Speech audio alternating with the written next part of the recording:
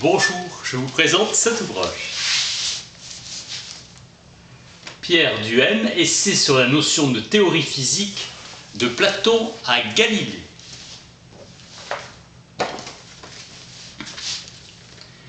Publié en 1908 et paru dans les Annales de philosophie chrétienne, 5 articles. La science officielle mit à l'écart la théorie de Duhem, lui refusant une chaire à la Sorbonne. Vive querelle entre Duhem et Berthelot. Ces travaux ont inspiré les fondateurs d'une thermodynamique nouvelle. Processus irréversible. Prix Gauguin. Prix Nobel de chimie en 1979. Duhem s'est interrogé sur l'objet de la physique, une réalité où seule la métaphysique possède la clé. Duhem est défenseur de l'Église. Compatibilité entre science et religion, critique de ceux qui opposent Dieu à la science. Réticence à l'égard des travaux d'Einstein, remontée à Platon et les écrits d'Eudoxe, puis du disciple d'Aristote Eudème. Sosygène, maître d'Alexandre d'Aphrodise, transmit l'histoire astrologique à Simplicius. Quel mouvement à prendre pour hypothèse chez les corps célestes? Le but est atteint par le relevé d'observation et les hypothèses sauvent les apparences. Le système de Philolaris est atteint par le système de Philolaris. Un même mouvement relatif peut être obtenu au moyen de mouvements absolus différents. Des hypothèses différentes peuvent représenter les phénomènes. Hipparque et la marche du soleil. Concordance des résultats avec des hypothèses différentes. Une seule hypothèse est conforme à la nature des choses. Les Grecs disaient que ces hypothèses s'accordaient par accident. Chaque hypothèse est la conséquence de l'autre. Le platonicien d'Hérélide, en géométrie, il est impossible, sans faire d'hypothèse, de déduire les conséquences des principes. De même en astronomie. Recherche de ce qui est en repos et de ce qui est en mouvement. Platon attribuait à chaque astre un mouvement de rotation autour de son propre centre. Ptolémée décrivait un cercle excentrique au monde, le mouvement résultant est le seul qui se produise dans le ciel. La doctrine est adoptée par Proclus. Les hypothèses sont conçues en vue de découvrir la forme des mouvements des astres qui se meuvent conformément à ce qu'il paraît. Ptolémée mettait en garde contre la tentation de comparer les choses divines aux choses humaines. Pour connaître, il faut user de notre imagination, réservée par les dieux à la divine intelligence. Il faut nous contenter seulement de l'à peu près des choses. Nous sommes des hommes, pas des dieux. L'astronomie donne une image, pas l'essence des choses célestes. Simplicius, esprit éclectique, restera entre Aristote et Proclus. Les Arabes n'ont pas reçu l'ingéniosité géométrique des Grecs, ni la précision de leur sens logique. Ils apportent de minces perfectionnements, études de l'Amalgeste. Aboulvefa, Al-Faragani, Al-Batani, ils ont cherché ce que les penseurs grecs avaient déclaré purement fictif. Au IXe siècle, Tabit ibn Qurra composa un traité qui s'accorda avec le système de Ptolémée. Maïmonide et Albert le Grand l'ont lu. Traduit en hébreu par Jacob ben Machir, puis en latin par Abraham de Balmès. Hypothèses abstraites réduites à de simples fictions géométriques ne leur donnent pas satisfaction. Discordance avec la nature des choses existantes. Averroès soumis à l'influence des sages les hypothèses de l'Almageste. Ibn Rushd, Averroès, dit qu'Aristote a fondé la logique, la physique et la métaphysique. Il a échappé aux précédents écrits, et cela depuis 1500 ans. Il les a éclipsés. Poser a priori des hypothèses mathématiques, en tirer des corollaires qui soient la représentation fidèle des faits observés, c'est l'œuvre essentielle de celui qui compose une théorie. Que le résultat des calculs s'accorde avec ceux de l'observation et les apparences sont sauvées. Il faut que le résultat implique aucune impossibilité au point de vue de la physique. Averroès espérait que ces recherches soient accomplies par lui et elles le seront par son condisciple Albitrougi. élève d'Ibn Tofai. Il prétend que les principes doivent être prouvés par des raisons tirées de la physique. Les hypothèses astronomiques doivent être conformes à la nature des choses célestes. Prudence au sein d'un péripatétisme sémitique. La connaissance des choses célestes passe par les forces de l'homme. Maïmonide. Tout cela est obscur. Tout ce qu'Aristote a dit a une suite logique. Ce sont des choses qui se déduisent les unes des autres. Sagesse et prévoyance de la nature. L'homme ne connaît rien de ce qui est dans le ciel ou peu de théories mathématiques. Les cieux appartiennent à l'Éternel et seul Dieu connaît parfaitement la véritable nature du ciel. Au-dessous du ciel, l'homme a la faculté de connaître. Il est insensé de tenter la construction d'une physique céleste. La scolastique chrétienne au XIIIe siècle est poussée par la vive curiosité. Frère Bernard de Verdun expose le débat et donne gain de cause à Ptolémée et dit impossible le procédé de la théorie d'albitrogie. Nombreuses confirmations d'une théorie reçue de l'expérience. Roger Bacon polémique contre ce qui est contraire à la nature, sophisme. Les mathématiciens physiciens tentent de sauver les apparences. Il reconnaît qu'il n'y a pas d'instrument pour soumettre au contrôle les hypothèses.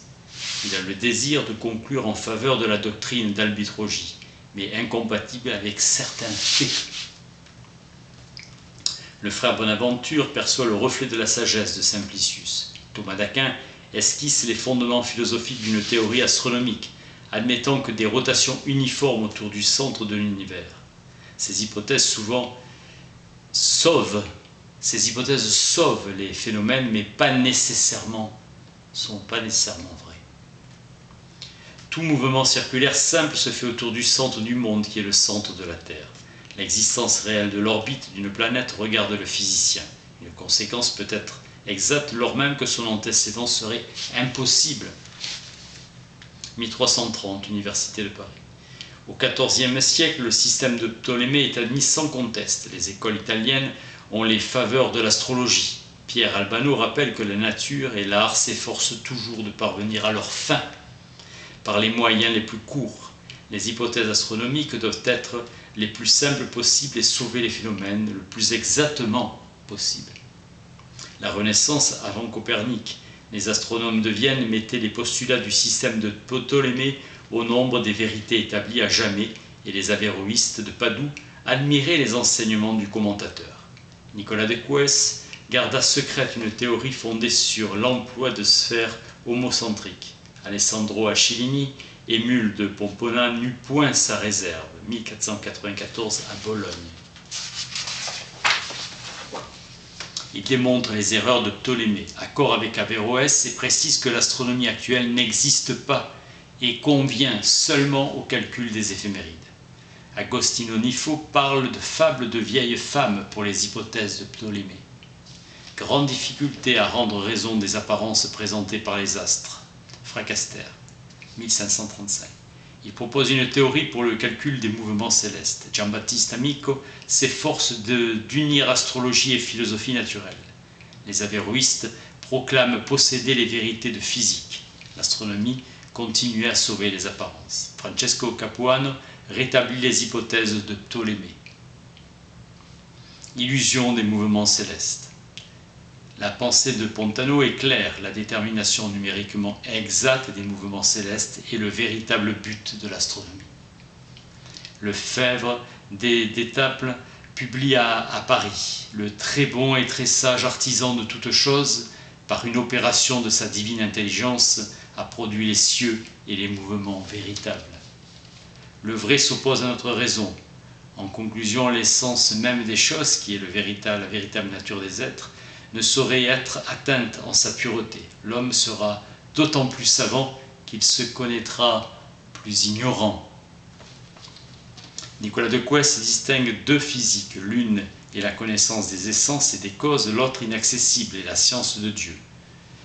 Pour Louis Coronel, la physique est une science dont l'origine se trouve dans l'expérience. Le 24 mai 1543, Copernic meurt et l'on imprime son immortel chef-d'œuvre sur les révolutions des orbes célestes, dédié au pape Paul III, sur la forme du monde et l'exacte symétrie de ses parties. Du choc des écoles a jailli l'étincelle qui a allumé le génie. Édifié sur des hypothèses vraies, humanistes, il parcourt les œuvres des écrivains.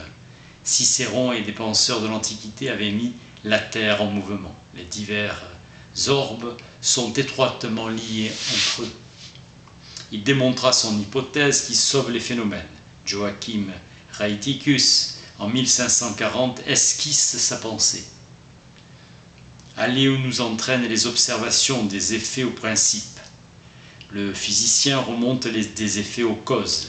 Aristote a dit qu'une chose est très vraie lorsqu'elle est une cause de vérité pour ses conséquences. Donc les hypothèses de Copernic sont très vraies. Un bon système astronomique sauve les phénomènes célestes, calcule avec précision le mouvement des astres et construit des hypothèses qui ont leur fondement dans la nature même des choses. Une partie énoncée par les hypothèses de Copernic. Giuntini en 1578, il existe nécessairement dans le ciel des mouvements excentriques.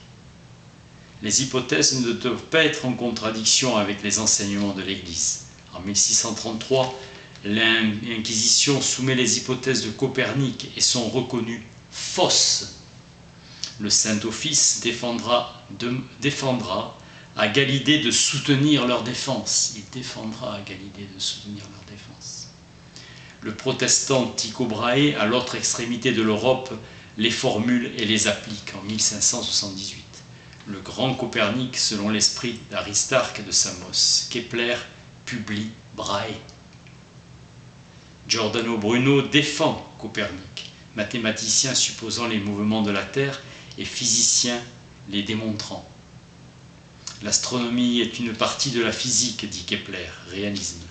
L'astronomie peut, par ses conclusions, contribuer au progrès de la physique et de la métaphysique. Galilée adopte tout d'abord les hypothèses de Ptolémée, puis il embrasse le système de Copernic. L'Inquisition regarde la Sainte Écriture, censure et condamnation. Le cardinal Bellarmine suggéra de parler en supposition et non d'une manière absolue. Ainsi, pas nuire à la foi et rendre fausse la Sainte Écriture. Si on avait une démonstration certaine, Galilée conçoit une preuve de la démonstration par l'absurde. Une hypothèse n'est pas une certitude. Condamnation en 1633, sentence confirmée, hérétique. Galilée déclarait que l'astronomie doit prendre pour hypothèse des propositions dont la vérité soit établie par la physique. Réforme grégorienne du calendrier.